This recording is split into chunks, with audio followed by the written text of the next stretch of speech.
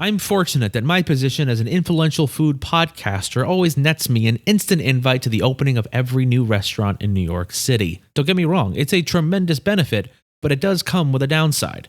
Sometimes I'm one of the first people in the world to eat bad food. That's what happened back in 2015 when I reviewed a high-end American barbecue bistro called Flesh and Bone, formerly owned by Chef Bobby Driscoll. I say formally because Bobby considers my negative review the spark that eventually led to the restaurant's closure less than a year later. After that, I thought Bobby would hold a grudge until it manifested into a heart attack so powerful that it left a crater. Then recently, and to my surprise, Bobby invited me to the soft opening of his new restaurant, Feast, and I was thrilled. Yes, Flesh and Bone wasn't for me, but Bobby is still one of the best young minds in the American culinary world, despite what he thinks of my review. Personally, I think Flesh and Bone's closure had more to do with the Rat King health inspectors found in their storeroom, but agree to disagree, let bygones be bygones, and let's feast.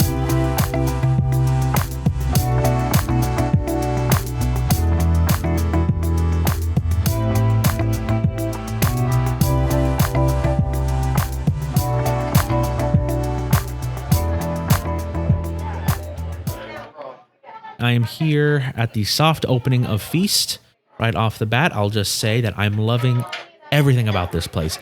This is a complete redemption for Chef Driscoll as far as I'm concerned. The restaurant itself is adorned with fine art, ornate crystal chandeliers, and the waitstaff is decked out in tuxedos with big coattails that make them look like the penguin's gonna barge in to steal our diamonds. Oh, and look, speak of the devil, here they come now. Hello, Mr. Gutierrez. On behalf of the waitstaff and Chef Driscoll, we would like to welcome you to Feast. Myself and my two compatriots here will ensure that your time with us is second to none. I'm looking forward to it. Sounds great. Excellent. Now, as an auditory amuse-bouche, we want to start things off with a throwback to an American fine dining tradition that, sadly, has fallen out of fashion. We'd like to whet your appetite with a song.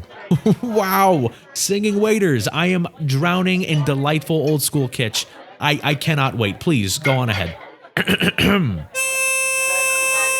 1 and a 2 and a 1, 2, 3. We're honored you're here on opening night. We hope you find the decor quite inviting. You'll have apps and drinks and a amuse-bouche or two. And if you write a bad review, we'll cut you. But there's no way you will, because we know where you live, and we'll cut you there too. Okay. Is that a song you'll be singing for every diner or just me? We'll change the lyrics every night to keep it topical. Of course. We have another. Great. I really want to hear it. Right away, sir. We'll chop off your balls and spit in your eye. We'll rip out your lungs and bake them in a pie. We'll choke your dog and harass your mom if you post a bad review to feed.biz. You know, I'm still mad we couldn't get the .com, but I'm very happy it ruined your rhyme. Glad you liked it. We have another. Nah, I'm good. Look, go back to your boss and tell him I will not be intimidated by a barbershop snortet. That's right. I said snore instead of core. Because you're boring me. Yes, well, Chef Driscoll wants you to think of these songs as tracks on a concept album that build to a larger narrative. May we proceed?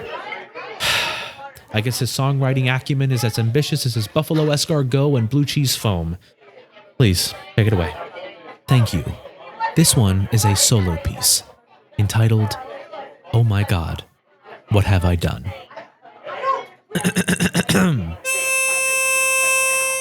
Oh my God!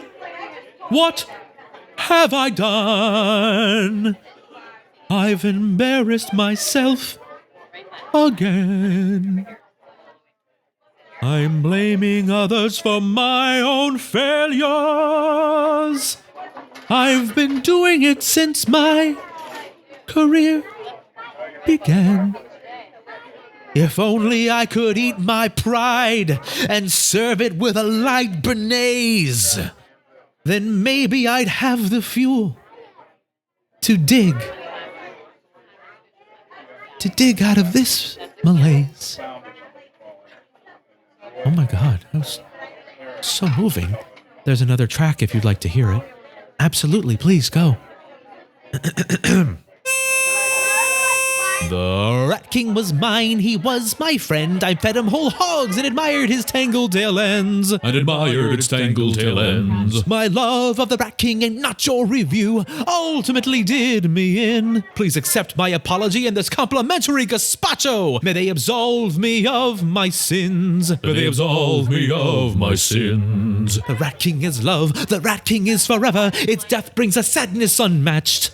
The Rat King ascends, its fusion complete. Humanity is now outmatched. The Rat King lives on, the Rat King lives on, the Rat King lives on. The Rat King lives on. Bravo, bravo, bravo.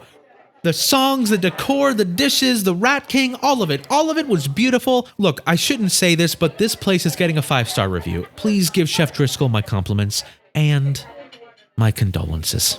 I believe you can do that yourself. Hey, Brian. Chef, I have to say, you've made a wonderful restaurant here. Truly remarkable.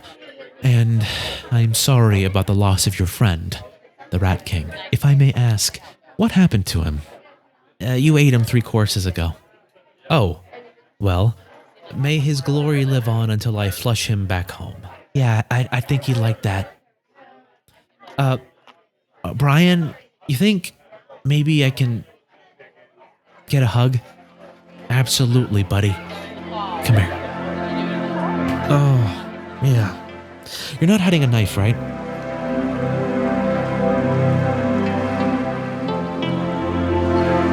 Feast wound up being a feast for the senses.